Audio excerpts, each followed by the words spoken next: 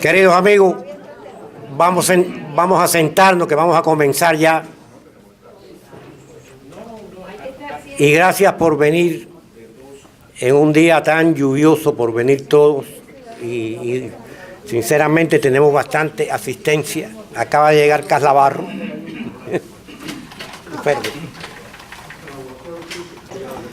Lo bueno que esta actividad de hoy tiene es que todos estamos sumamente limpios porque estamos pasados por agua.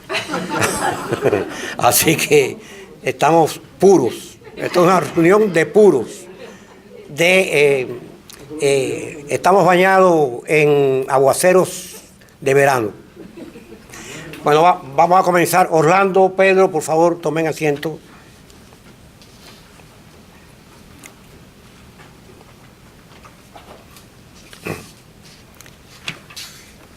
Como ustedes saben, el Pen Club mensualmente efectúa el segundo sábado de cada mes un evento cultural, histórico, filosófico, de la índole que sea dentro de la cultura cubana en esta biblioteca. Mi nombre, y esto lo voy a decir porque como nosotros distribuimos estos vídeos a nivel internacional, pues de España me preguntaron los otros días,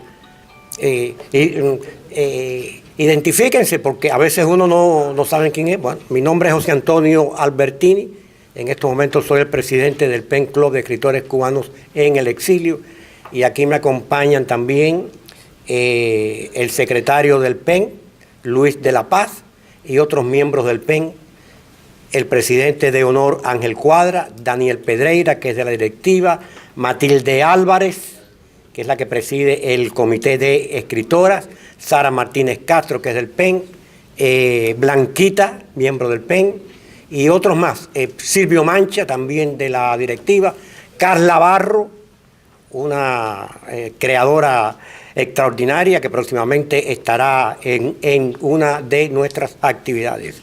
Y hoy, por la preocupación que existe, y es válida y ha existido siempre entre los intelectuales que defienden la libertad, hoy vamos a hablar del peligro que ejercer la libre opinión dentro del mundo intelectual pues ocasiona en ciertas circunstancias. Hemos titulado este evento La responsabilidad del intelectual ante la censura y opresión, independencia de creación o sometimiento. Dos miembros del PEN, uno es vicepresidente y el otro, para orgullo nuestro, entró recientemente en el PEN, que es Orlando Gutiérrez Boronat, todos lo conocen. Orlando tiene un activismo tanto político como intelectual muy destacado. Van a leer sus trabajos. El de Pedro Corso se titula La servidumbre de los sabios, y el de Orlando, el opio del poder, el intelectual y el compromiso con la verdad.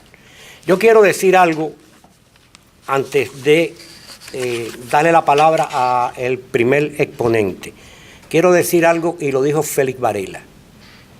Y creo que esta reunión nuestra de hoy, este encuentro de hoy, reafirma eso. Esto Félix Varela lo dijo por el 1820 y tantos. Yo creo que fue fracasada su intervención en las Cortes españolas. Y ese pensamiento de él está aquí, está presente hoy aquí. Dijo Félix Varela: la práctica de pensar es la que facilita el acierto. Y cuando un pueblo no tiene, por decirlo así, medios para pensar, no puede esperarse que adquiera dicha práctica. Antes, al contrario, se familiariza con la idea de su incapacidad, deja a otros el cuidado de discutir y se constituye en masa inerte. Por eso es tan importante la labor nuestra, la labor de los creadores libres, no solo que se agrupen bajo nuestro Pen Club, sino bajo otras instituciones que desde el exilio y dentro de Cuba, porque en Cuba también hay creadores libres pues abogan por la libertad y no permiten que otros se apropien de nuestra palabra, de nuestro pensamiento, de nuestra acción. El primero, por orden alfabético, no es porque sepa más, va a ser Pedro Corzo. De Pedro Corzo puedo decir que nació en Santa Clara en el 1943. Es vicepresidente del PEN Club de Escritores Cubanos en el Exilio, presidente del Instituto de la Memoria Histórica Cubana contra el Totalitarismo, periodista e investigador, autor de importantes ensayos históricos y políticos, así como productor de documentales que recogen los testimonios y las memorias de incontables víctimas de la dictadura totalitaria imperante en Cuba. Debo decir que la voz de libertad nuestra, Pedro Corzo, recientemente la ha llevado, donde ha dicho que es miembro del PEN Club de Escritores Cubanos en el Exilio. Eso reafirma más por qué estamos en exilio y la censura que hay en Cuba. Recientemente estuvo en la Organización de Estados Americanos, donde habló en el Congreso de Colombia y recientemente, hace unos días, también intervino en el Congreso de Costa Rica. Así que sin más, le cedo la palabra al amigo Pedro Corzo.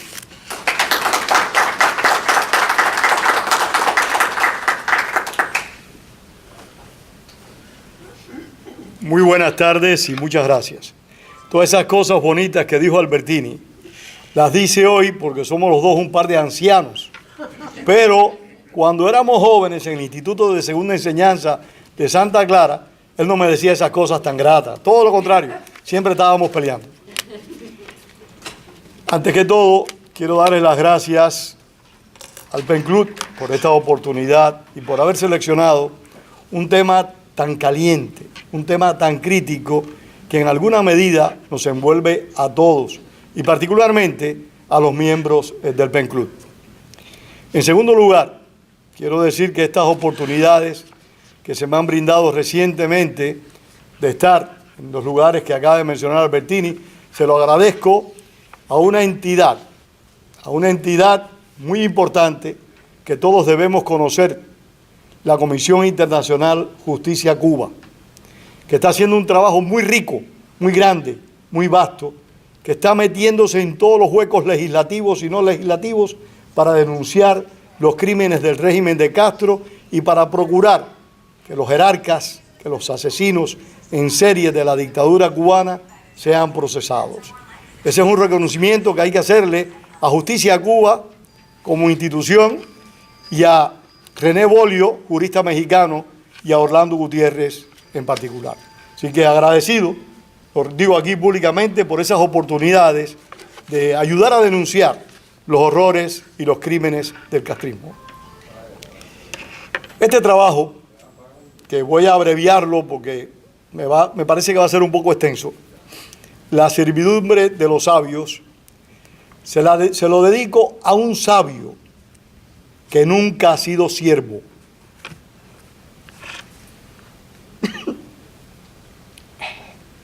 Al poeta Ángel Cuadra.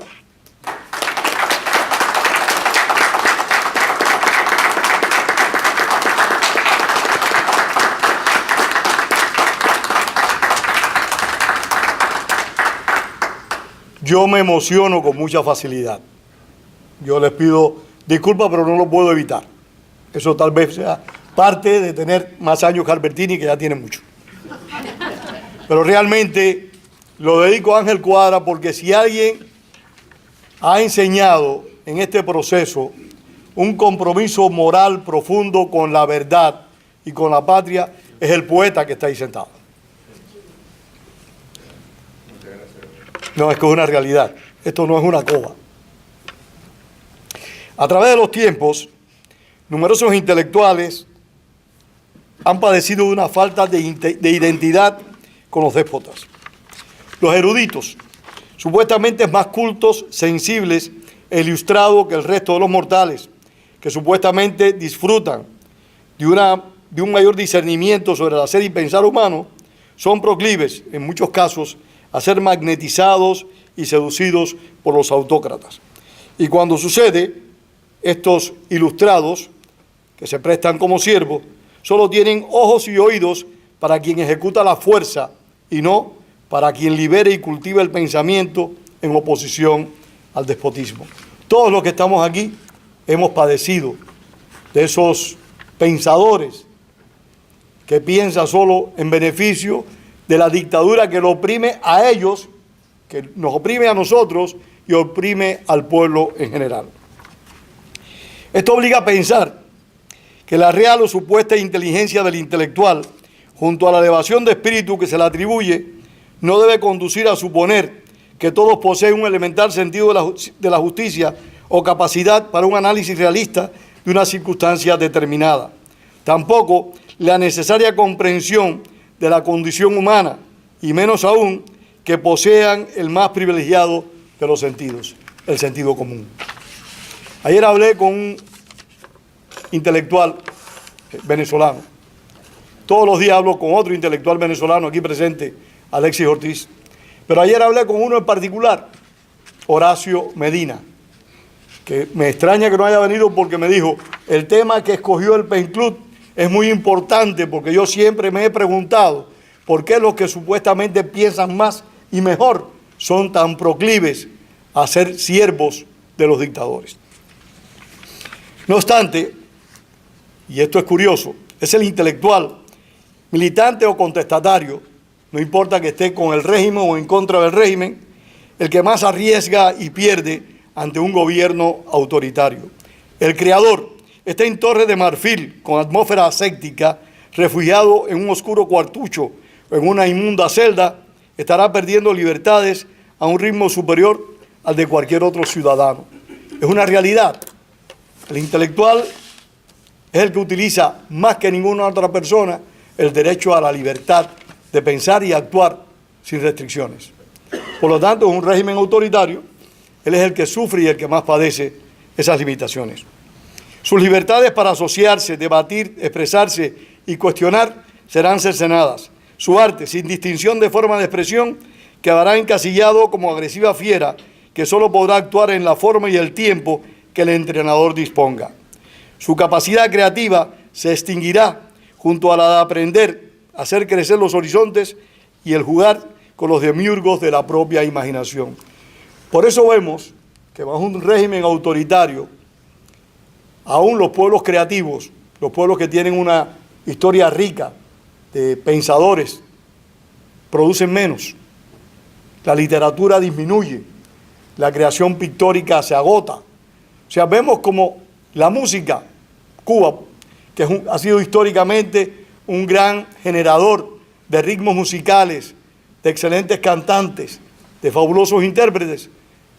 Lo apreciamos que en estos 60 años, un régimen totalitario, la creatividad, que ha contado con todo el respaldo del régimen, hay que decirlo así, pero ha contado con todo el respaldo del régimen, esa creatividad, pero el creador ha estado limitado, no puede actuar con libertad, y cuando no hay libertad, la creación sale realmente muda e inerte. El intelectual que acata una doctrina se transforma en un idiota con computadora, un reproductor de consignas, en espantapájaro de sus quimeras y, en el mejor de los casos, en fiscal y juez del pensamiento ajeno, y a veces en verdugo de los que piensan libremente, y al que proteste, al que rechace el dogma, le espera la oscuridad, el destierro, la cárcel y, ¿por qué no?, la muerte como creador y hombre. Eso pasa con los intelectuales en una sociedad totalitaria. Todo se les cierra, aun cuando sirva al régimen, aun cuando esté dispuesto a apoyar a ese gobierno. El intelectual en su comunión con el poder se masifica y pierde la individualidad que le distingue. Su expresión plástica o literaria es afectada por su dependencia de la voluntad que le domina. La capacidad creativa, por grande que sea, se autocensura. Los privilegios que detenta o los miedos que padecen le imponen límites que tienden a satisfacer al Señor que le protege. Es doloroso y frustrante contemplar la relación entre un creador cómplice, un individuo que supuestamente ha logrado depurar su conciencia y sensibilizar su espíritu, con el Estado-gobierno depredador al que se somete.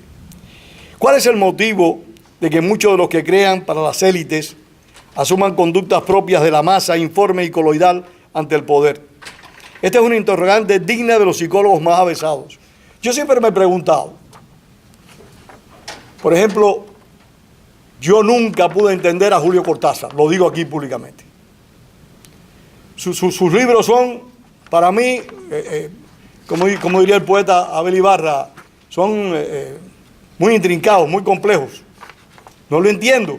Sin embargo, eran hombres que se asociaban y respaldaban doctrinas totalitarias o dictaduras en cualquiera de sus variantes.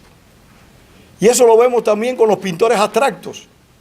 Los pintores más abstractos tienden a identificarse con los regímenes totalitarios. No estoy diciendo, no estoy generalizando, estoy apuntando casos que para mí, que soy quizás el menos leído de todos los aquí presentes, casos que a mí me han llamado siempre la atención.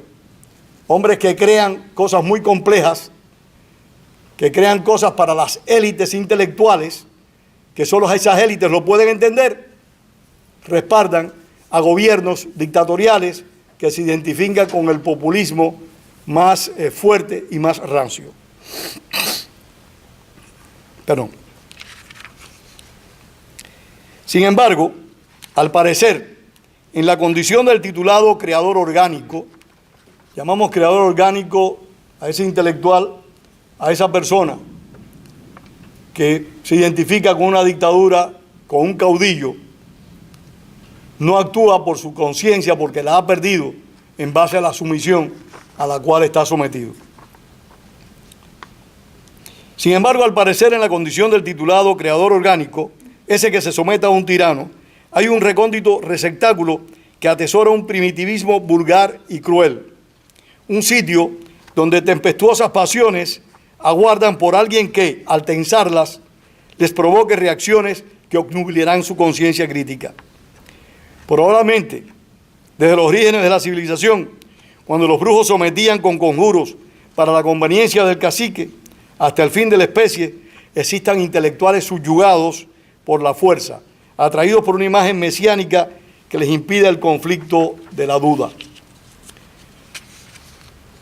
Yo puedo hablar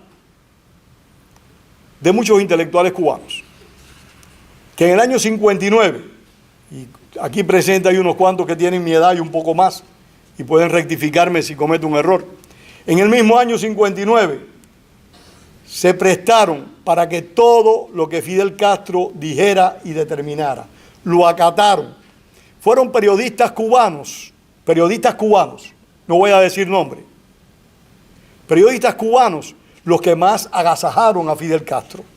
Fue el director de la Bohemia de la revista Bohemia, la más importante del país y posiblemente la más importante de América Latina, la que convirtió en esa revista en una página doctrinal, en un libelo doctrinal que respondía y defendía todo lo que hiciera la dictadura. Fueron muchos los periodistas que inventaron consignas a favor de la dictadura. Fueron muchos los pensadores que hicieron eso, como fue también la clase dirigente cubana, esa burguesía despreciada por el castrismo, la que sirvió en el primer gobierno revolucionario cubano y admitió que en vez de restablecerse la Constitución de 1940, admitió que Castro, al igual que había hecho Batista en el 52, pusiera estatutos. Esa clase política cubana que era católica práctica, y lo dice alguien que no es creyente, aceptó que en esos postulados, en esos estatutos, no apareciera la invocación a Dios. Y estoy hablando de una clase dirigente que en su inmensa mayoría eran católicos prácticos. Lo aceptaron y lo acataron. Y eso es algo de lo que los cubanos, al menos yo, me siento mal, y me siento mal representados por esa clase dirigente cubana. Como aconteció en Venezuela, fueron muchos los dirigentes de la sociedad venezolana que respaldaron a Hugo Chávez después de su intentona golpista del 4 de febrero del año 1992. Muchos lo apoyaron y lo respaldaron cuando fue electo presidente en el año 98. ¿Cierto, Alexis? Cierto, hermano. fueron intelectuales venezolanos. Y repito, no voy a decir nombres, porque en estos días estaba hablando con una compañera de presidio que me pidió que de favor no publicara un tema que no tiene nada que ver con esto. Y yo le dije, ¿por qué me pides eso? Y me dice, porque ese señor del cual se está hablando en ese trabajo, que no lo hice yo, lo hizo otra persona, una compilación que está haciendo el Instituto de la Memoria Histórica. En ese trabajo se menciona a un hombre que habrá cometido errores, pero tiene hijos y tiene nietos que viven con nosotros. Y ya ese hombre ya está de pasada, pero vamos a herir a sus familiares. Yo le dije, mira, yo no te puedo complacer. Si a mí me entregan el trabajo con el nombre de ese señor, el trabajo va a salir publicado con ese nombre. Porque los que han servido de verdugos tienen que estar conscientes del legado que le dejan a sus descendientes. Pero también uno tiene que tener sensibilidad. Y esta señora me dice eso, y estoy hablando de una expresa política cubana. Yo no voy a decir nombres aquí, pero 900 intelectuales venezolanos en el año 1989, y cuando Alexis Ortiz sacó a relucir esto, unos compatriotas de él lo criticaron muy crudamente. Pero es que las cosas hay que decirlas porque tenemos que aprender a no meter el delicado pie, máxime cuando eso implica la vida y la libertad de las personas. 900 intelectuales venezolanos de diferentes disciplinas publicaron una carta de apoyo en el año 1989 a Fidel Castro, que ya llevaba 30 años destruyendo a la nación cubana. En el año 1986 u 87, la doctora Silvia Meso, que en paz descanse, una activista cubana notabilísima, presidente del Comité Cubano Pro Derechos Humanos, Orlando Gutiérrez la conoció, y Ángel Cuadra también, varios de los que estamos aquí, fue al Ateneo de Caracas para lograr que nos prestaran el Ateneo, para que ese Ateneo presentara un documental que se titula Nadie escuchaba. Esa señora le dijo a Silvia Meso, no, aquí no se usan las instalaciones de este local para atacar a Fidel Castro o a la Revolución Cubana.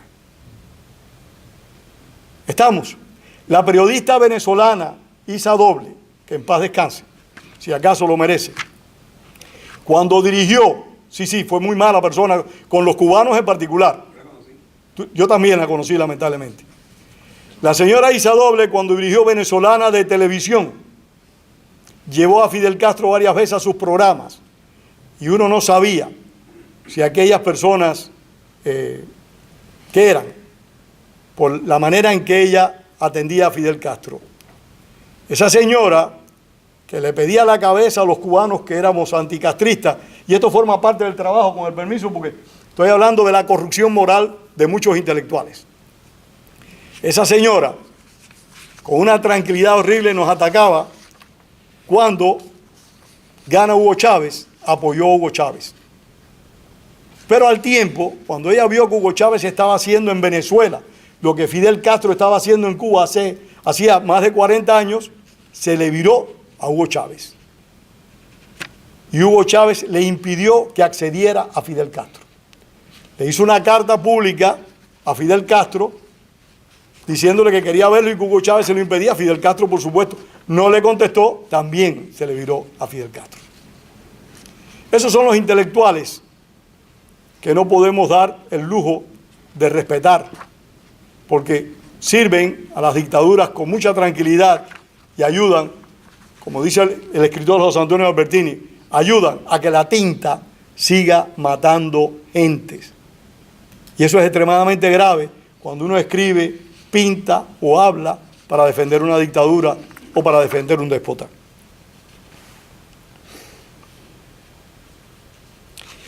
En el caso de Cuba, el intelectual que siguió prestando servicios a la dictadura, después que el tirano mayor dijera cuáles eran los derechos de los escritores y de los artistas, no merece respeto por grande que sea su talento. La sentencia irrevocable de Castro marcó el futuro de la nación cubana al afirmar: Dentro de la revolución todo, contra la revolución nada, según dicen unos, otros dicen ningún derecho. Esto avisaba de que en el país se construía un régimen totalitario. O sea, aquel que pensara que tuviera, como decimos los cubanos coloquialmente, dos dedos de frente, no podía seguir apoyando y respaldando esa tiranía. Aunque son muchos los intelectuales que han servido a dictadores, quizás sea, y esta es mi opinión, con respeto de mi esposa colombiana, Gabriel García Márquez, por su contemporaneidad y obra, el más emblemático de todos. Es cierto que García Márquez le facilitó al menos a un prisionero político cubano salir del país. Al menos a uno, quizás haya más. Pero en base a esa facilitación, García Márquez le prestó un servicio a la tiranía castrista muy notable por su nivel de influencia, por su capacidad de acceso a los medios internacionales y, por supuesto, el respeto que se había ganado por su indiscutible e innegable talento. Yo estoy convencido que si Gabriel García Márquez hubiera nacido en Cuba, no pudiera haber escrito 100 años de soledad. Porque eso es una obra libérrima, de una libertad absoluta. Y bajo el castrismo, eso no se puede escribir.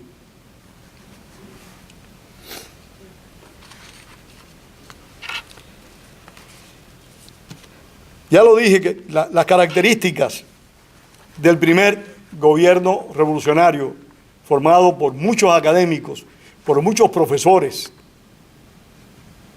fueron pocos los talentos, como el doctor José Ignacio Rasco, fueron pocos que desde el principio se opuso a la dictadura de Castro, porque conocía a Castro y lo rebatió y lo combatió.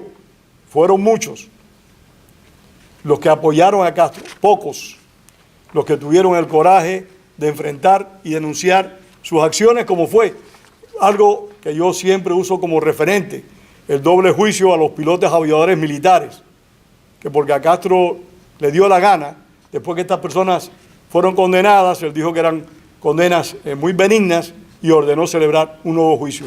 Un abogado, no tiene sentido seguir respaldando un régimen que es capaz de cometer este tipo de villanía. Pero para tranquilidad nuestra, aunque el dolor de muchos no apaga el dolor de una persona, han sido muchos los intelectuales a nivel mundial los que han adorado a los dictadores. Por ejemplo, Rafael Alberti, ¿y de quién estoy hablando?, escribió cuando murió el dictador soviético Joseph Stalin: padre y maestro y camarada, quiero llorar, quiero cantar, que el agua clara me ilumine, que tu alma clara me ilumine, en esta noche en que te vas. Pablo Neruda, estamos hablando de artillería pesada de la literatura. No se quedó corto y manifestó: Stalin es el mediodía, la madurez del hombre y de los pueblos. Stalin alza, limpia, construye, fortifica, preserva, mira, protege y alimenta. Y el cubano Nicolás Guillén, otra figura importante de la literatura, no solo cubana, sino latinoamericana, expresó en la canción a Stalin: Stalin, capitán, a quien Changó proteja y a quien resguarde Ochún. A tu lado cantando, los hombres libres van. ¿Qué hombres libres? Y esto lo dijo Nicolás Guillén. Yo no puedo respetar a Nicolás Guillén, aunque reconozca su talento creativo. No lo puedo respetar. Esas herejías uno las tiene que cometer si se va a ser consecuente. Y otro más grande todavía, el poeta Antonio Machado, para pesar de Abelito. Stalin es la mano abierta y generosa. Había matado a millones de personas. El corazón hospitalario para todos los hombres libres. Y estamos hablando de Antonio Machado, un ídolo de la libertad de España, y ahí lo tiene. Pero Adolfo Hitler, para que no digan que nosotros nada más que le tiramos a los dictadores de la izquierda, también a los de la derecha, también contó con admiradores en el mundo intelectual. Se afirma que el filósofo Martin Heidegger, considerado uno de los pensadores más importantes del siglo XX, simpatizaba con el dictador nazi. Günter Grass admitió haber pertenecido a las SS, fuerzas nazis de élite, y Leni Riefenstahl fue calificada de haber sido la cineasta oficial del nazismo. Por su parte, este dictador que no sé ni cómo llamarlo, era una mezcla de dictador y de payaso, Hugo Chávez Frías. También los tuvo. El cineasta norteamericano, el realizador norteamericano Oliver Stone, sentía por Chávez, o siente por Chávez, una profunda devoción, igual que la que sentía por Fidel Castro. Son situaciones que yo sigo y voy a insistir durante toda esta charla. Albertini me dice cuando esté pasado de tiempo. Durante toda esta charla voy a insistir. Son situaciones, individuos que uno no comprende. Y entiendo menos que García Márquez, que era un alabardero de Fidel Castro, no se mostró nunca como alabardero de Hugo Chávez. Yo espero que eso me lo pueda explicar Abel Ibarra o Alexis Ortiz, por qué Gabriel García Márquez nunca se aproximó, al menos que yo sepa, a Hugo Chávez. El ensayista cubano Jacobo Machover, en su libro El sueño de la barbarie, denuncia cómo autores de la talla de Jean-Paul Sartre le hicieron el juego al castrismo por un periodo de tiempo y que personalidades como el desaparecido José Saramago, otro premio de literatura, e Ignacio Ramonet, entre otros, defendieron la tiranía de más de 6 décadas de los hermanos Castro. Estos hombres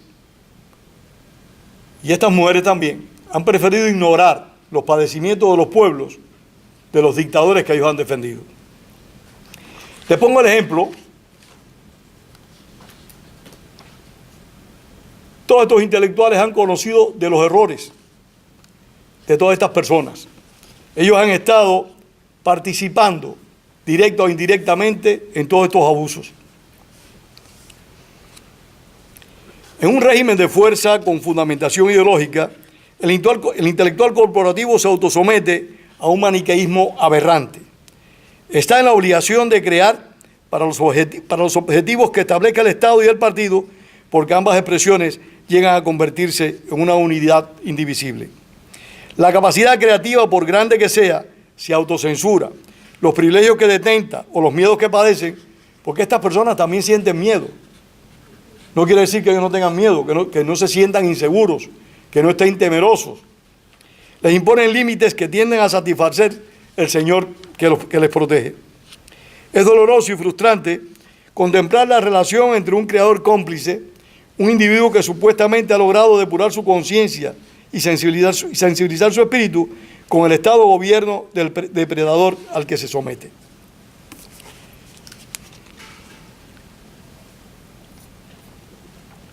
Perdón.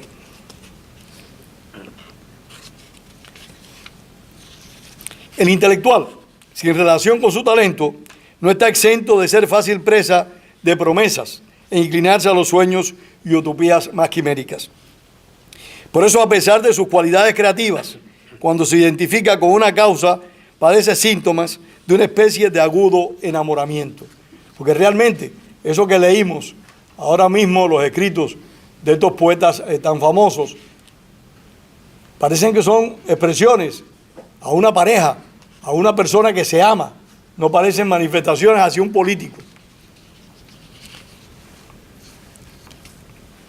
Es que estoy reduciendo, antes que Albertini me llame la atención. 5 minutos. 5 minutos. Ya me pusiste a temblar. No obstante, debemos reconocer que es justo asumir que el totalitarismo insular, el castrismo, le paga bien a sus vasallos, a su servidumbre, pero castiga duramente a quienes se atreven a pensar por su cuenta y difundir sus pensamientos apóstatas. Tenemos el ejemplo reciente. La dictadura cubana nunca ha dictado una ley que favorezca a la población. Sin embargo, ha dictado decenas de leyes, todas limitantes y todas conculcadoras de derechos. Hay una que recientemente se ha hecho muy popular, la Ley 349, que no es la que más conculca libertades, pero conculca el derecho, y esto es una crítica ahora también a los pueblos, al pueblo mío, al pueblo al que pertenecemos la mayoría de los que estamos aquí. No es una ley que conculca más libertades que otras, simple y llanamente le limita básicamente el derecho a un número de intelectuales a prestar sus servicios y a recibir beneficios económicos en base a su actividad artística. Todo eso está mezclado y ha sido la ley posiblemente más protestada de todas las leyes de limitación intelectual que se han creado en Cuba. Porque 60 años después, todavía la dictadura sigue perfeccionando su aparato represivo y trata de controlar no solo lo que piensa la gente, sino lo que hace la gente y como se aprecia a través de este decreto, cuánto gana la gente 60 años después. En base a estas limitaciones y restricciones, numerosos creadores cubanos se han visto obligados a crear en la isla en la clandestinidad. El ya mencionado poeta Ángel Cuadra, Ernesto Díaz Rodríguez y otros muchos más, el propio José Antonio Albertini, tuvieron que escribir en Cuba, nunca pudieron publicar en Cuba. Restricción, limitación y censura, porque aquí no era autocensura, porque estas personas escribían lo que le dictaban sus conciencias. Era censura porque la autoridad que controlaba todos los medios de información impedía la publicación de esos trabajos. El castrismo siempre recurrió a una cosa que se creó, y muchos tal vez no nos acordemos, en los años 60, el Consejo Nacional de Cultura. Ese Consejo Nacional de Cultura lo decidía todo. Yo recuerdo una compañera de bachillerato que años más tarde trabajó en una casa editorial que nos decía que ella tenía que leer los libros, no para hablar de la calidad de los libros, y no solo de los cubanos, sino también de los libros extranjeros, para evaluar si había algún tipo de desviación ideológica en el contenido. Y eso era válido para las películas, porque en Cuba existe, ha existido, y mientras haya dictadura, existirá un control de la información y de la expresión muy férreo, muy cerrado. Termino. La represión artística e intelectual es una práctica fundamental del castrismo. La naturaleza de la dictadura se opone radicalmente al usufructo de los derechos ciudadanos, en particular a los relacionados con la independencia económica del individuo y con las prerrogativas de actuar y pensar en libertad. Estos 60 años han sido demostrativos de lo que son capaces los regímenes totalitarios. Y aún aquellos que no son totalitarios, porque en América hemos conocido muchos dictadores, no todos por suerte han sido totalitarios, han sido restrictivos pero no totalitarios. Pero un régimen totalitario busca no solo el control del pensamiento, sino busca el control del espíritu. Y por eso, con esa facilidad, nos esclaviza mucho a los ciudadanos, y considero que los más esclavizados son los intelectuales. Muchísimas gracias y gracias al Benjamín.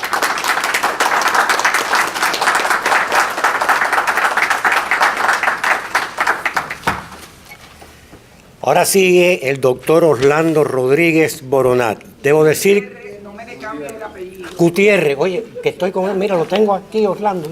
Y eso nos pasó con el programa. Orlando Gutiérrez Boronat. Nació en La Habana en 1965, es un bebé.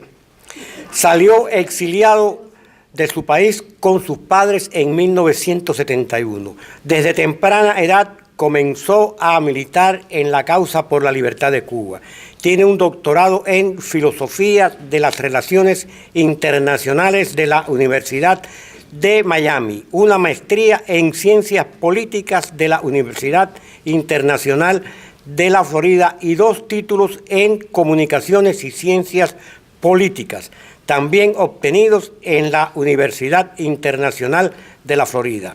Ha trabajado como analista de temas de seguridad regional, periodista y profesor de ciencias políticas y relaciones internacionales.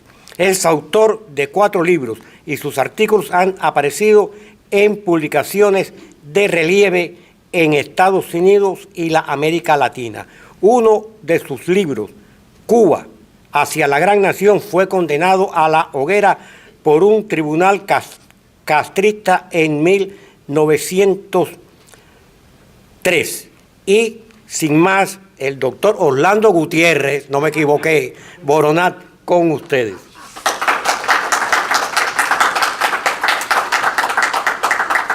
Yo quisiera, con el permiso de ustedes, hablar desde aquí, desde la mesa. ¿Se escucha bien? Tú dinos. ¿Está bien así? Tengo que conseguir espejuelos nuevos y no veo bien de lejos las notas para hoy, así que quiero quedarme aquí para poder hablar. Yo quiero, en primer lugar, agradecerle al Pen Club que me haya invitado a hablar en este evento. Yo admiro mucho el trabajo del Pen Club y de las otras instituciones y agrupaciones del exilio. Esto es libertad, esto es democracia. Este tipo de reunión, un sábado a esta hora, para discutir, hablar y conversar sobre las ideas, este es el sustento de la democracia, y admiro mucho la perseverancia, el tesón, la seriedad que hay que tener para hacer este tipo de actividad. Así que para ustedes, mi felicitación y gracias a Albertini por haberme invitado. Y quiero, porque es obligación, y siguiendo la pauta que marcó Pedro, cuando vamos a hablar de un tema tan importante, tan medular, como el compromiso del Creador con la verdad, tengo que empezar reconociendo la presencia en este salón de Ángel Cuadra, que es un orgullo para todos nosotros, porque dio una muestra en su vida misma, y la sigue dando, de lo que es el compromiso de un creador con la verdad. Fíjense que no dije intelectual, dije un creador con su obra frente a un Estado que quería humillarlo y obligarlo a renunciar a su obra, y él se resistió y pagó con la prisión, pero nunca perdió su libertad interna. Así que, maestro, es un honor tenerlo usted aquí frente a uno.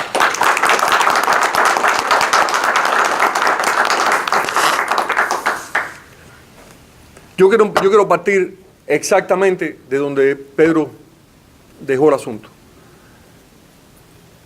Pedro ha descrito lo que es la contradicción evidente de nuestros días. Y es una frase que uno escucha mucho, y quiero comenzar con esa frase. La escucho más que nada entre los cubanos. Que es cómo fulano, siendo millonario, siendo esto, va a ser comunista. Se ve que no vive en Cuba. ¿Por qué surge esa pregunta? ¿Por qué no la planteamos constantemente? Porque estamos ante la gran contradicción que describió perfectamente bien Pedro, que es la contradicción de los intelectuales en los países libres que han apoyado, que han disculpado, que han sido los apologistas de las peores tiranías. Mira lo que nos citó Pedro de los pésames y las tristezas de todos estos intelectuales por la muerte de Stalin. Y se quedó corto, hay muchos más nombres que podía haber añadido eso. Entonces yo quisiera abordar el tema conceptualmente de por qué existe una crisis en la responsabilidad moral del intelectual con la verdad. Es la gran crisis de nuestros días. Quiero comenzar con lo que yo creo que contiene la semilla del problema. La semilla del problema radica en el concepto de intelectual. Este no es un concepto que estaba con nosotros desde tiempos inmemoriales, desde los tiempos clásicos. Es un concepto completamente moderno. Específicamente es un concepto que el término surge en Francia a finales del siglo XIX, cuando el gran debate sobre el caso Dreyfus, que todos ustedes conocen, los que se oponían a Zola y la defensa que hacía Zola y un grupo pequeño de gente de la inocencia de Dreyfus, los acusaban de ser intelectuales. Es decir, los acusaban de ser un grupo de personas profesionales que en vez de obedecer al poder o de acatarse a la disciplina del poder, participaban en este tipo de debate que nada tenía que ver con lo que ellos eran.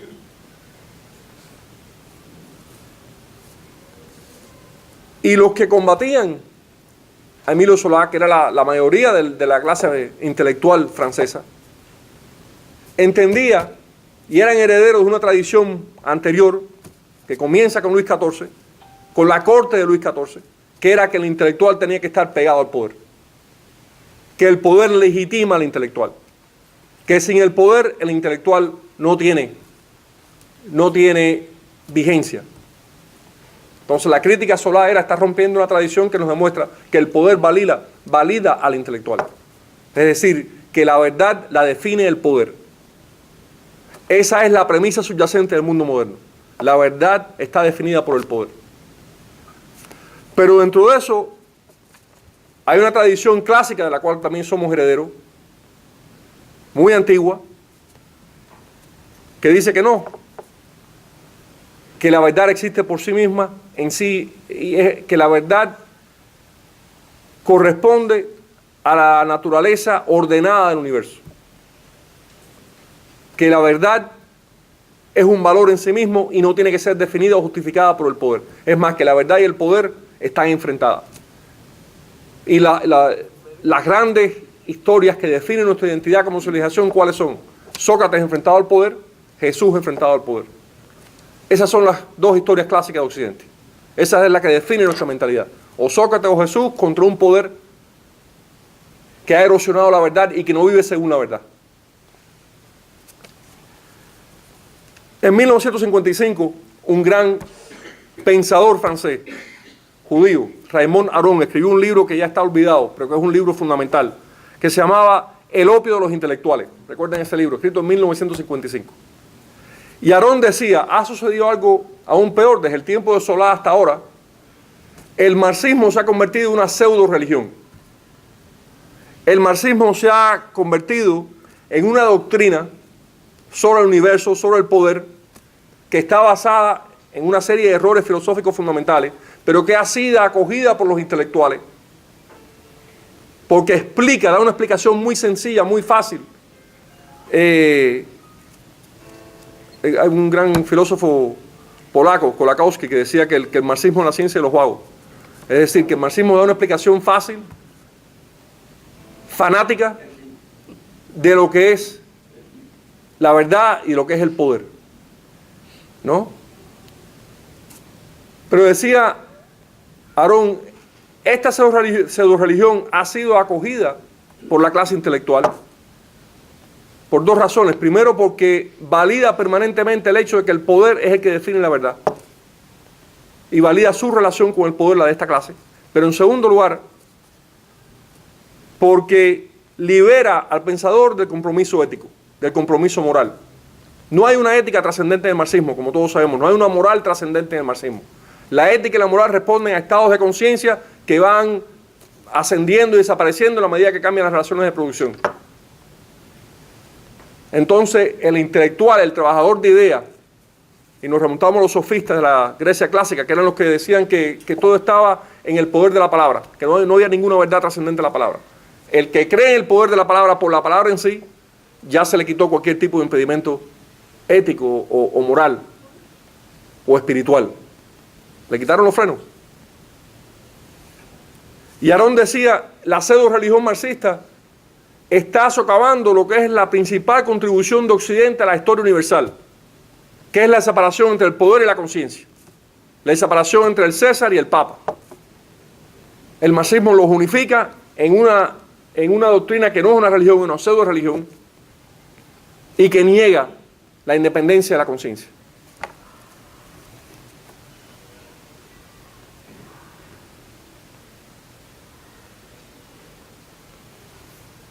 El que se inmersa en la pseudo-religión marxista, digo pseudo-religión porque ya el marxismo clásico que conocimos eso desapareció, ya lo que queda y perdura son las nociones del marxismo, ¿no?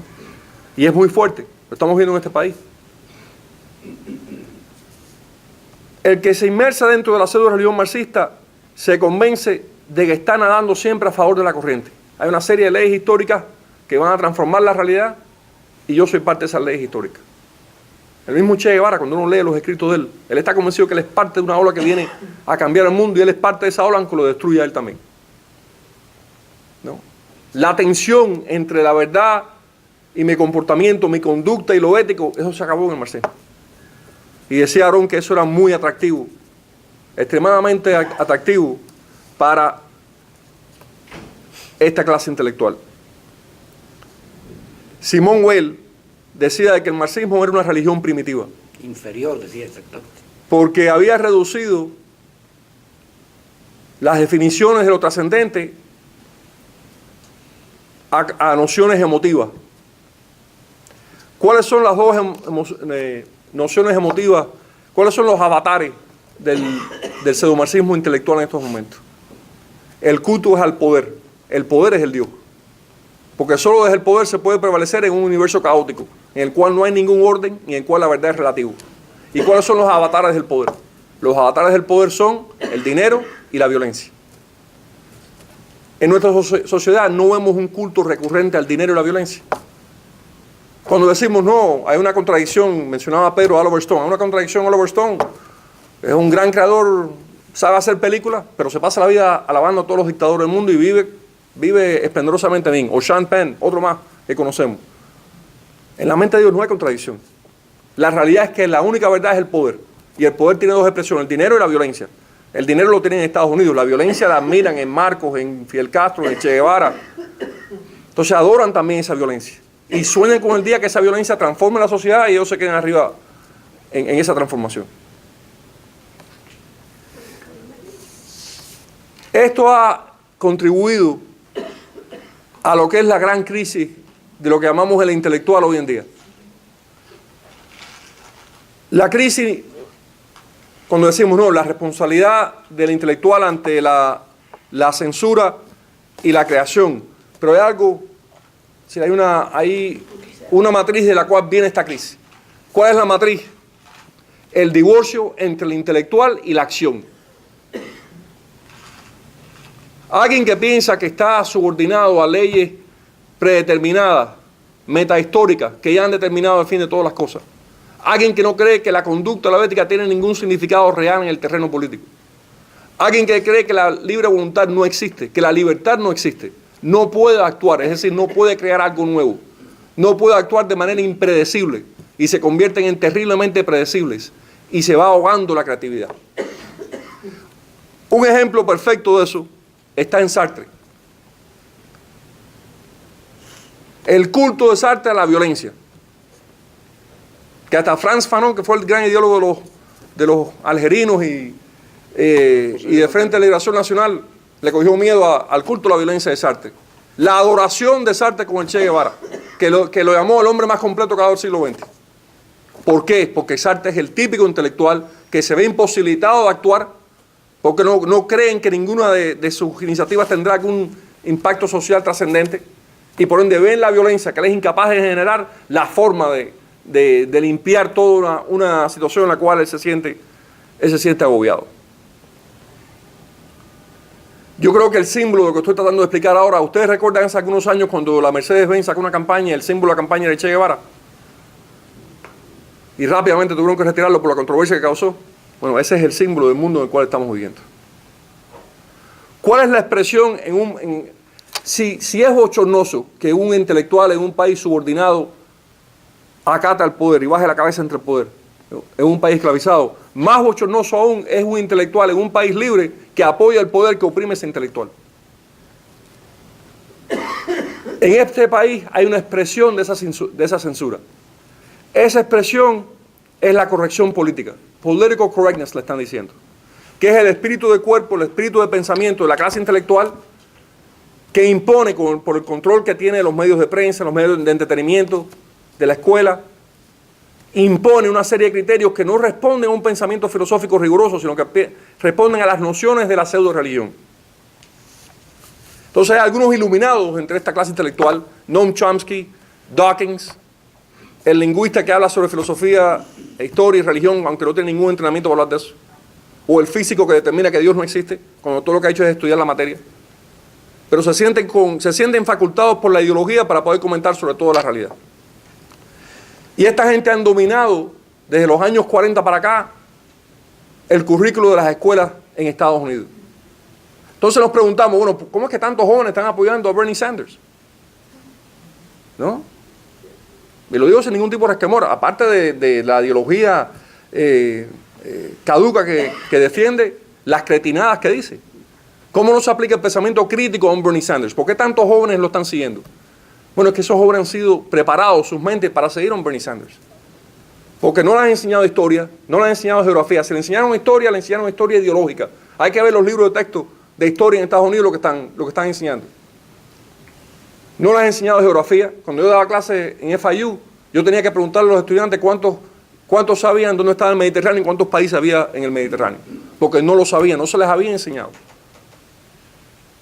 Entonces, es una generación de jóvenes muy adeptos tecnológicamente, saben manejar muy bien el dinero, pero carecen de la cultura fundamental necesitada para entender que lo que le está diciendo Bernie Sanders es una estupidez. Si han sido creados para esto. El gran enemigo de la corrección política, y voy a cerrar esto ahora, es lo que llamamos la clase integrada. El tejido de ciudadanos, de instituciones, de valores, de criterios. Esto es el gran enemigo de esta clase intelectual pseudomarxista. Porque el poder en una sociedad libre emana de esta sociedad. Es decir, los pseudomarxistas controlan los principales periódicos. Existe el Internet y la gente lucha en el Internet. Existen los canales de cable. Se inician las movilizaciones ciudadanas. La compañía de cruceros quieren hacer negocio con el régimen comunista de Cuba, se moviliza el exilio cubano y no para hasta que logra una reacción, porque el voto tiene poder. Entonces, ¿con qué sueña la pseudoclase marxista? Bueno, con que ese voto pierda poder, con que esa clase pierda poder, que el poder se concentre en el Estado, los intelectuales controlan al Estado profundo, que son los burócratas que controlan el Estado, y una masa que no tiene geografía, no tiene identidad, no tiene historia, que está atomizada en sus necesidades físicas y puede ser manipulada. Ese es el sueño. ¿A qué se le opone? Una sociedad libre, vigorosa, donde se mantiene el pensamiento crítico, la discusión, el debate sobre los valores, la disquisición, donde hay una tradición, un lugar, una identidad, una familia.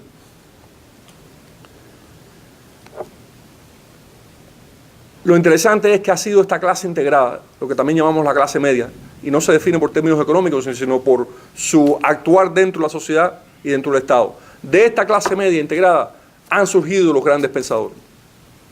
¿A quién se le ocurre decirle a Sócrates un intelectual? No creo que lo fuera. Según la definición moderna de intelectual, Sócrates no era un intelectual. No dejó nada escrito. Fue un soldado la mayor parte de su vida. Lo que tuvo el valor de comportarse como un ciudadano en los momentos clave, como hizo Ángel Cuadra y muchos de ustedes aquí. ¿Quién se le ocurre decirle intelectual a un Cicerón? Fue abogado, fue político, fue empresario. Sin embargo, no hay filosofía occidental sin Cicerón. ¿Qué es lo que quiero decir? Que el intelectual no es indispensable para el pensamiento. La verdad es indispensable para el pensamiento. Y la búsqueda de la verdad es indispensable para una sociedad libre. Yo estoy lleno de esperanza porque ha habido una revitalización de ese pensamiento en el siglo XX, en el siglo XXI. Desde las entrañas del mismo comunismo, un Václav Havel, que dijo, no, aquí el problema no es replantear la filosofía, aquí el problema es replantear el compromiso con lo que es la verdad y qué cosa es la verdad. Y cómo podemos definir la verdad, aunque no sea desde una óptica religiosa. Porque hemos visto en el siglo XX momentos clave que han surgido mentes iconoclastas, mentes libres, mentes que actúan y se atreven a identificar o a preguntar o a cuestionar lo que no se ha hecho anteriormente. Ahí radica la semilla de la libertad. Entonces yo les diría que la clave de un pensador es el compromiso con la verdad. Y lo demás, la censura, la persecución, esos son los gajes del oficio ante la disyuntiva entre el poder y la verdad. Muchas gracias.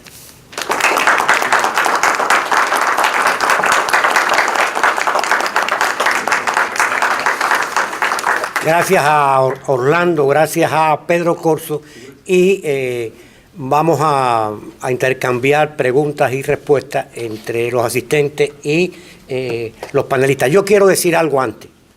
Por los años 80 leí en la prensa, no sé en qué medio de prensa, aquí en los Estados Unidos, un antiguo guardaespaldas del Che Guevara, así lo declaró. Cuando ya Paul Sartre y su esposa Simone de Beauvoir fueron a Cuba, estaba este individuo, cuyo nombre no me acuerdo, pero sí doy fe que lo leí en la prensa, en un respetable medio de prensa de aquí, de los Estados Unidos. Cuando fueron a Cuba, le pidieron al Che Guevara que querían ver un fusilamiento. El Che Guevara los llevó a la cabaña y vieron 3. Y el Che Guevara se horrorizó, cuenta este hombre, porque Simón de Beauvoir, cada vez, yo no soy francés, tú conoces el francés, lo digo en mi español, cuando esta señora, para no cometer el error, veía que caía uno de los fusilados, aplaudía ella sola frenéticamente. Dicen que el Che Guevara se horrorizó de eso. Y es una anécdota que yo quería contar. Luis. Sí, yo quiero felicitarlo porque en realidad yo pensé que, en un principio pensé que íbamos a tener un evento con una connotación mucho más política, mucho de tendencia política, y todo ha sido todo lo contrario, ha sido un gran evento de filosofía, y eso me pareció un gran acierto. Yo tomé algunas notas de lo que se habló porque los dos estuvieron relacionados de una manera quizás para ponerse de acuerdo. El caso de Sartre que tú mencionas es quizás el ejemplo, que lo mencionó el señor Gutiérrez también, es quizás el ejemplo del intelectual más importante, se suponía que era el intelectual más importante del siglo XX, y toda su filosofía, todas sus ideas han sido desastrosas. No queda nada de Sartre que más que el nombre de un tipo que representó, él y su esposa, una época de la cual ya no queda nada. Sartre es el ejemplo típico del equivocado.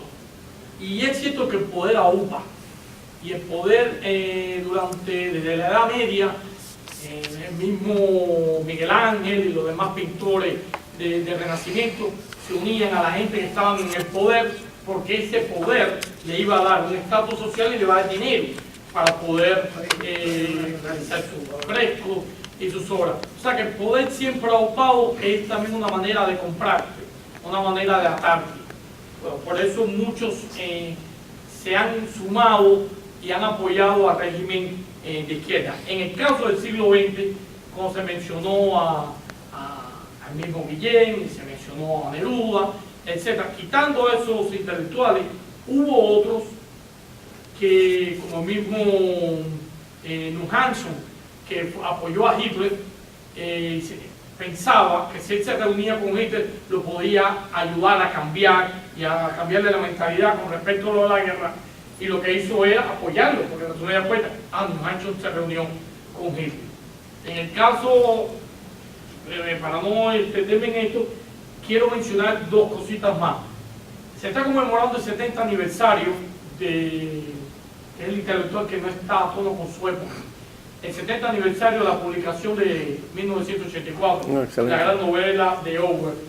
Y uno de los que tildó a esa novela de panfleto, una novela panfletaria, fue Milan Kundera. Milan Kundera definió a 1984 como una novela panfletaria. Y en el caso de Cortázar, con esto voy a terminar, que mencionaba a Corso, hace unos años yo vi un documental largo, extenso, muy bien realizado sobre Cortázar y su vida. Y Cortázar, que siempre fue un gran defensor del castrismo y de los regímenes de izquierda, pero particularmente del castrismo, al final de ese documental, que coincidía con el golpe de Estado que hubo en Argentina, empezó a enumerar una serie de hechos que iban a acontecer, se estaban anticipando en Argentina con la llegada de ese gobierno militar: encarcelamiento, violación de los derechos humanos, coto a la libertad de expresión, y nombró una serie de limitaciones que eran típicas de los regímenes de izquierda, de los regímenes totalitarios, que ya estaban ocurriendo en Cuba y que él podía prever en Argentina y que nunca vio en el caso cubano. Esto lo quería compartir con ustedes. Excelente. Sarita. Yo quiero felicitarlos a ambos. Yo creo que la conferencia que ustedes han ofrecido no se quedaron aquí, siguen con nosotros en el corazón y en el pensamiento, y que nos obligan a también imponernos una misión, que todos nosotros, cada uno de nosotros tiene el compromiso de defender la verdad. En cualquier campo, a veces en el campo más humilde, en que nos creemos que eso no va a tener una resonancia, sí puede. Cada uno de nosotros puede poner su granito de arena. Mis felicitaciones a Corso, mis felicitaciones a Orlandito, y perdonen que le llamo Orlandito. Oye, que está muy grande para que le digas Orlandito. Lo conocí, mira, uno de mis grandes orgullos, si yo tuviera que elegir a una figura del exilio, tendría que elegir a Orlando Gutiérrez Boronat, porque lo conocí siendo un niño, porque estoy muy vinculada a su familia, y siempre me emocionaba ver esa cubanía. Yo decía, ¿cómo este niño puede sentir ese amor tan grande por Cuba? Y cada vez que he escuchado una de sus conferencias, mi hija me dice, mami, tienes las lágrimas afuera. Y es que Orlandito nos llena de orgullo a todos. Gracias, Felipe. Alexis había pedido la palabra. Alexis, No, es que, después tú sigues, Blanquito. escuchando al profesor La Paz, me acordé que cuando hubo el caso Padilla, ese caso que fue tan bochornoso y que sirvió para que muchos intelectuales latinoamericanos tomaran conciencia de la monstruosidad del gobierno cubano, Julio Cortázar escribió un artículo en defensa del gobierno cubano y contra Padilla y contra los intelectuales que se pronunciaron en ese momento, que se llamaba Policrítica en la hora de los chacales. O sea que todos esos intelectuales que se pronunciaron a favor de Padilla eran unos chacales, según Julio Cortázar. Julio Cortázar es un tipo totalmente despreciable por donde quiera que se le mire. Ahora, hay una cuestión que le quiero preguntar a Gutiérrez, que quedé muy gratamente impresionado con su intervención, que es la siguiente: ¿cuál es su definición de intelectual? Porque él dice que se puede prescindir de los intelectuales, pero no de la búsqueda de la verdad. Entonces yo me imaginaba que el trabajo del intelectual, del creador, del hombre de pensamiento, del académico, era la búsqueda de la verdad. Entonces, me gustaría que me definiera qué entiende él, un poco para utilizar el convenio de Wittgenstein cada vez que se iba a discutir, ¿cuáles son los términos? Si estamos hablando de los mismos términos. ¿Qué es un intelectual para ti, hermano querido? Gracias por la pregunta. Antes del final del siglo XIX, habían escritores, habían pintores, habían personas de conocimiento, habían filósofos.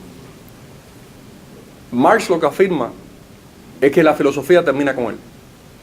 Yo soy el último filósofo porque he encontrado la verdad absoluta.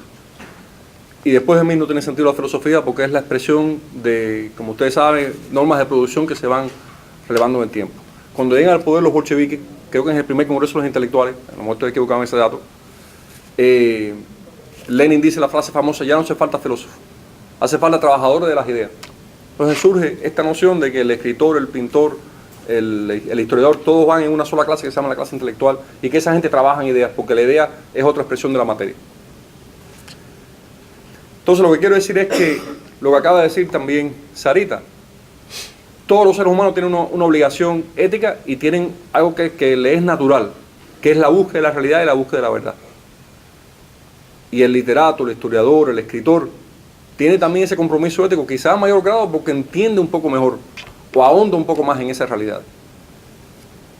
Y está, para mí, es una propuesta que estoy haciendo aquí de manera personal, está tan gastada y tan erosionada la palabra intelectual que quizás es el momento de regresar a como era anteriormente: el periodista, el escritor, el historiador, el filósofo.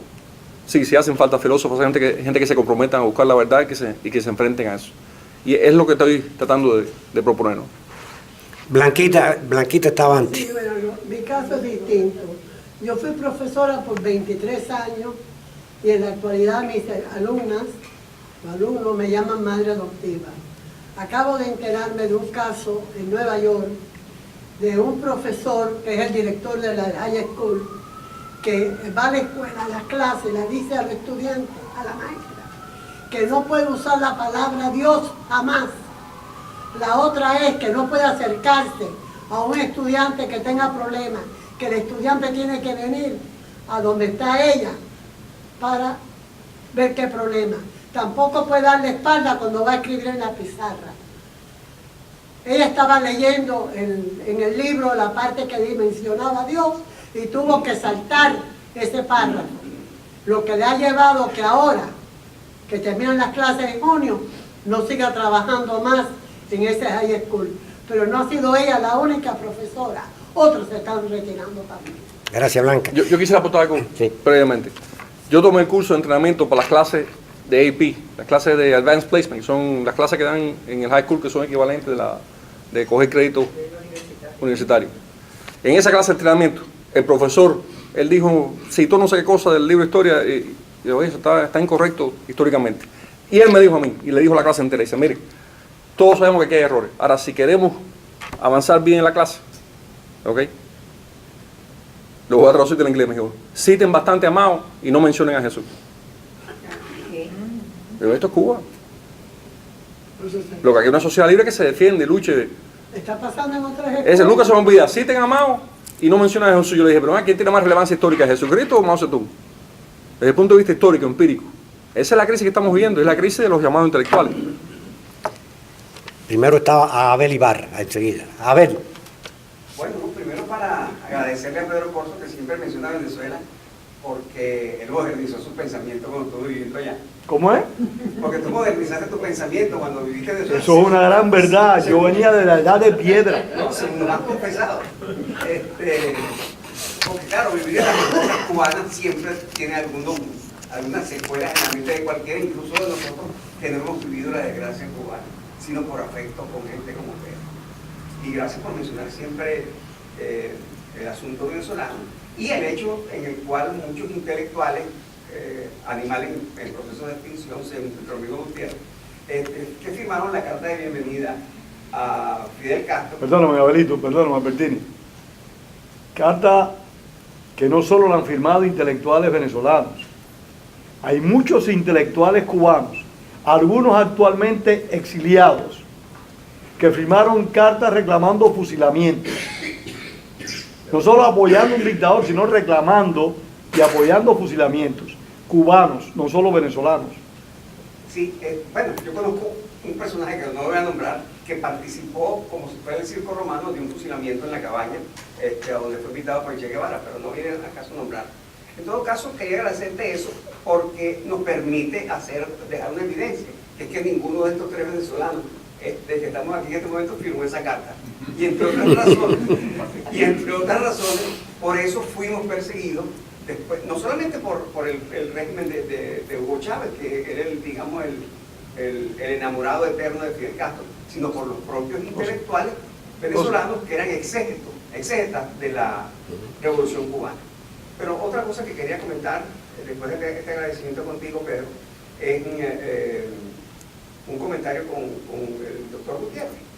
Y es que una de las cosas que más exaspera a quienes tenemos labor universitaria, yo doy clases en la universidad, es el caso de lo políticamente correcto. Porque es un comodín que sirve a liberales y a conservadores, a la derecha y a la izquierda, porque detrás de la máscara de lo políticamente correcto también se está buscando el poder. ¿Por qué se está buscando el poder? Porque una manera de no pelear, de darle beligerancia a las minorías, según los liberales, y de evitarle esa beligerancia a las minorías, según los conservadores, termina estando la necesidad de la búsqueda de los votos para acceder al poder. De acuerdo, eso es lo que traté de plantear. Muchas gracias. Pero muchas gracias por traerlo a colación, porque es un problema que yo he confrontado, que uno confronta y uno se siente como un solitario, como el Robinson Crusoe en una isla desierta, porque no tiene con quién discutir esto. Yo trabajé un tiempo en la alcaldía de Doral, y entonces en un diciembre le íbamos a hacer unas fotografías a una concejal, a una de las comisionadas, junto a un árbol de Navidad, cosa de lo más sencillo. Y la concejal salió corriendo, porque si le tomábamos esa foto frente al árbol de Navidad, estábamos ofendiendo a los musulmanes. De tal manera, pues, que uno se enfrenta a unas barbaridades, e incluso cuando realizaba, y perdona que me haya extendido porque se suponía que había hecho una pregunta. Los venezolanos no tienen derecho a hablar tanto. ¿Verdad que no? Nosotros sí, no hemos tenido ningún Fidel Castro todavía. Solamente quería compartir con ustedes la alegría de encontrar gente con la cual uno tiene un pensamiento, si es que se puede llamarlo de un pensamiento similar. Pero recuerdo que hasta haciendo un posgrado, hice un posgrado en educación para enseñar español y demás. Y recuerdo que había fórmulas para enfrentar la materia como esa que que usted denunció con relación al Haití. Y entonces yo le dije a la profesora Carmen, profesora, se lo voy a decir con todo respeto, pero lo que yo siento es que en estas clases son conducidas para que aprendamos a pasar los exámenes y no para aprender. Y eso es parte de lo políticamente correcto que puede llevar a este país a un callejón sin salida y a un deterioro de la vida ciudadana. Gracias. Tú querías decir algo, Sí, cuenta sí. Teresa. Quería decir que uno de los problemas serios, en mi opinión, de estas sociedades abiertas, preclaras, sin restricciones, es la pérdida parcial de la identidad. Estas sociedades se vuelven tan tolerantes, y no estoy en contra de la tolerancia, aclaro, porque nuestro director Wenceslao Cruz está grabando. No estoy en contra de la tolerancia, todo lo contrario. Pero la tolerancia no puede llegar al extremo de que uno pierda la identidad, de que uno deje de defender lo que uno cree. Y ese es un problema serio que se está enfrentando en Estados Unidos. Somos tan permisivos, aceptamos tanto el criterio de los demás, que llega un momento en el que ya yo no tengo criterio. Yo no tengo derecho a defender lo que yo pienso, no tengo derecho a defender lo que yo creo, porque entonces a partir de ese momento, cuando yo me defiendo, me dicen que soy intolerante, una palabra que yo nunca podré entender, me dicen fascista, en vez de decirme comunista y fascista, ambas cosas me dicen fascista solo, como si los comunistas fueran tolerantes. Y a mí me parece, Abelito, que ese es uno de los problemas serios que estamos teniendo en la sociedad moderna. El exceso de tolerancia, y Tomás Mann lo escribió hace más de 100 años, que ser tolerante para dejar de ser quien uno es una tontería. Algo más o menos así escribió Tomás Mann. Teresa. Yo voy a representar a los artistas cubanos y a los artistas mexicanos, porque en este momento ustedes han hablado de los intelectuales. Habla más alto, Teresa. Ustedes han hablado de los intelectuales y lo que nos ha pasado a nosotros en Cuba. Primero, que nos quitaron la Asociación de Actores y la convirtieron en la Asociación Revolucionaria Cubana, que nunca se me olvidará cuando me dieron ese carnet, que no era el carnet que yo tenía. Y eso fue de una junta que hubo en el Teatro Martí en Cuba, que perdimos todo. Acabaron con Manolo Fernández, que tal vez no se acuerden. Como cantaba tango Manolo Fernández, ¿te acuerdas? Y Manolo Fernández iba a ser el presidente de la Asociación de Actores. Yo aparte también era locutora. Entonces ahora quiero contar, aparte de lo que yo viví en Cuba, en el teatro, con españoles republicanos que llegaron a Cuba, que trabajaban en la televisión cubana, como Rosario Carmona, que me dijo a mí en el teatro, estábamos haciendo una obra de teatro, y me dijo, ¿tú me ves aquí vestida de miliciana? Pues yo fui miliciana en la Guerra Civil Española, y tú te tienes que meter de miliciana. Yo me quedé callada, y Tete Blanco me dijo, te tienes que meter de miliciana, porque todos en el teatro, era un teatro que estaba en el de Davo, ya no me acuerdo el nombre, porque aquello fue horrible, todos estaban al lado del gobierno. Y Rosario Carmona había estado en la Guerra Civil Española, y aquellos españoles que llegaron a Cuba, que después pasaron para México, y después pasaron para Venezuela, y pasaron para Argentina. Entonces esa gente nos ha ido llevando poquito a poco a todas las partes, tanto intelectuales como artísticas, el comunismo. Lo que no se ha dado cuenta la gente de eso, pero eso es una cosa muy importante que hay que tener en cuenta. Yo me encontré en México, estaba yo trabajando, cantando en un hotel, la Guantanamera. Y al final yo terminaba la Guantanamera, porque se fue la Guantanamera de mi Cuba primorosa huyéndole a muchas cosas que Martín no consintiera. Y aparece José Antonio Méndez y dice, esta niña está loca. ¿Por qué? Porque él era comunista. Y él venía de Cuba con todas esas ideas. Entonces mira todo lo que había, y aparte, si voy a contar de México, lo que nos pasó... Nos queda poco tiempo, Teresa. Lo que nos pasó a Miguelito Valdés y a mí, y estábamos trabajando en un cabaret, cuando llegaron todos los comunistas cubanos de la embajada cubana a decirnos viva Fidel Castro, mientras estábamos cantando en el cabaret. Nos queda tiempo para una pregunta breve más, si alguien quiere más, porque tenemos que entregar ya... Parte de la cultura ahí. ¿Alguien más? Bueno, pues muchas gracias por haber compartido aquí con nosotros y de verdad que ha sido